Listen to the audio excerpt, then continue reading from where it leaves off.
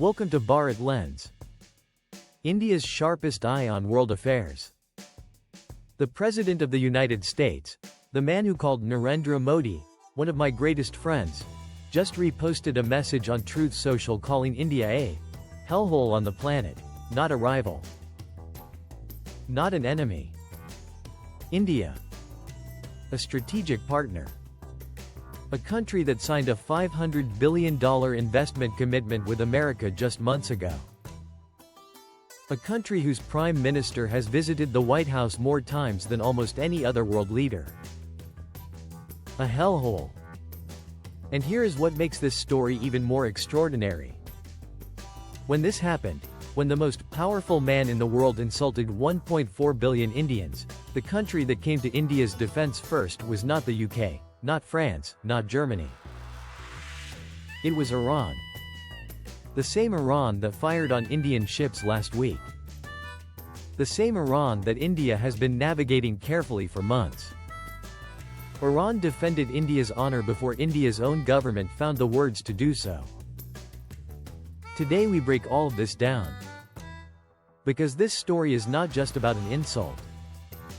It is about what India's silence revealed, what Iran's boldness achieved, and what the real state of the India-US relationship looks like beneath the surface of diplomatic smiles and photo opportunities. Let us start with exactly what happened, because the full context matters. The controversy began when Trump reposted content on Truth Social from conservative radio host Michael Savage, including both a transcript and a video clip from his Savage Nation podcast. Savage had been arguing against birthright citizenship, the constitutional provision that grants American citizenship to almost every child born on U.S. soil, regardless of the parent's status. In the content Trump amplified, Savage claimed the policy is exploited by immigrants from India and China. He said, "A baby here becomes an instant citizen, and then they bring in their entire family from China, or India or some other hellhole on the planet." The post went further. It described Indian and Chinese immigrants as gangsters with laptops who have stepped on our flag. Trump did not write these words himself. He reposted them. But in the age of social media, amplifying a message is endorsing a message.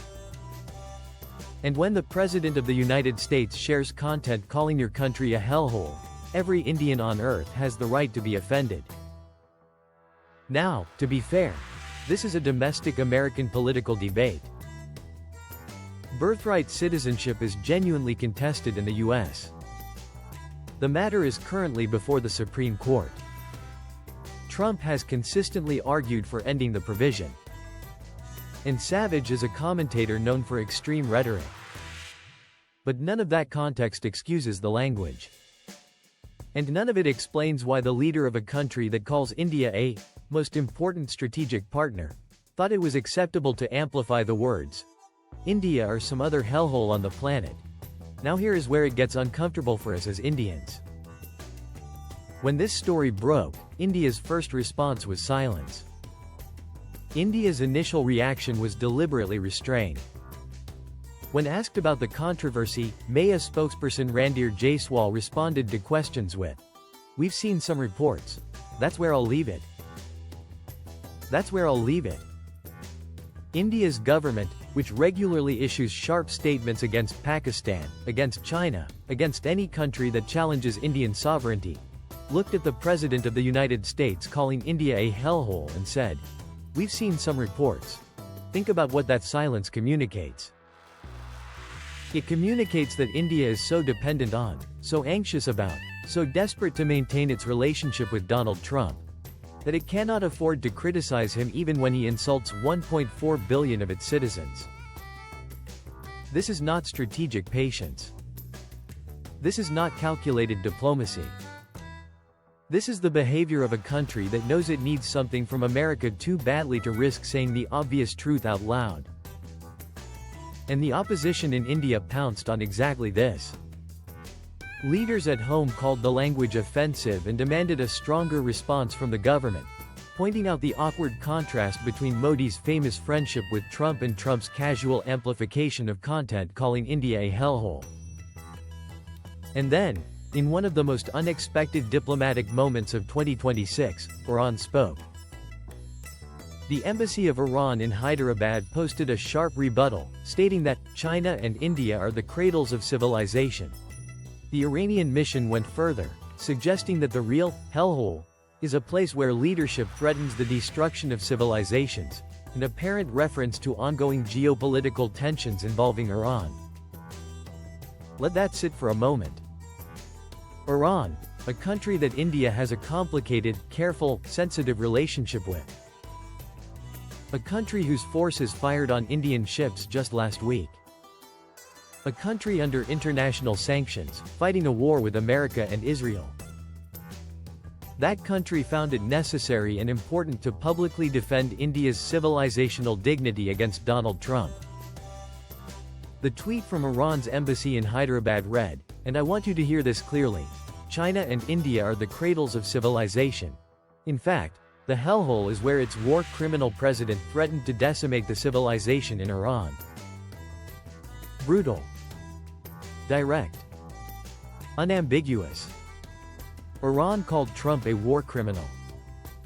Defended India and China as civilizational powers. And did all of this more boldly than India's own Ministry of External Affairs managed to do in its first response. The geopolitical irony here is extraordinary. The country that America is at war with came to India's defense against America. That is not just a diplomatic footnote. That is a statement about the shifting geometry of global alliances. To be fair, India did eventually find its voice. By Thursday, New Delhi's language had sharpened considerably, signaling that the remarks had landed harder than the initial non-response suggested. MAIA spokesperson Randhir Jaiswal stated clearly, the remarks are obviously uninformed, inappropriate and in poor taste. They certainly do not reflect the reality of the India-US relationship, which has long been based on mutual respect and shared interests. This is a strong statement for India's MAIA. The words, uninformed, inappropriate and in poor taste, coming from a ministry that usually speaks in careful diplomatic language, represent a genuine rebuke. Meanwhile, the U.S. Embassy scrambled to contain the fallout, issuing a statement attempting to distance the official U.S. government position from Trump's repost, which itself tells you something about how damaging the White House felt this had been. But here is the problem with India's response. It came too late, and it came after Iran had already claimed the moral high ground. In the viral news cycle, who responds first matters. Who responds most boldly matters. And on both counts, Iran won this moment, not India. This entire episode, from Trump's repost to India's delayed response to Iran's defense, is a window into the real state of the India-US relationship in 2026. The relationship is real, it is important, and it has genuine strategic depth. In February 2026, the Trump administration lifted the 25% tariffs imposed on India over its continued imports of Russian oil, ending, at least temporarily, a dispute that had underscored Washington's willingness to use coercive economic leverage even against close partners. Despite political provocations, India has consistently avoided public confrontation with the U.S. Negotiations ultimately produced a broad trade understanding that reduced punitive tariffs from roughly 50% to 18%. India's dual strategy, diversifying while remaining engaged with the world's largest economy, has reflected pragmatic economic statecraft. But pragmatic statecraft has a psychological cost. When a government conditions itself to absorb insults quietly for strategic reasons, it trains its citizens to expect to be insulted quietly. And when Iran, of all countries, is the one to push back on that insult publicly, it reveals a gap between India's self-image as a rising global power and the reality of how it behaves when directly challenged by its most powerful partner. India is the world's fifth largest economy.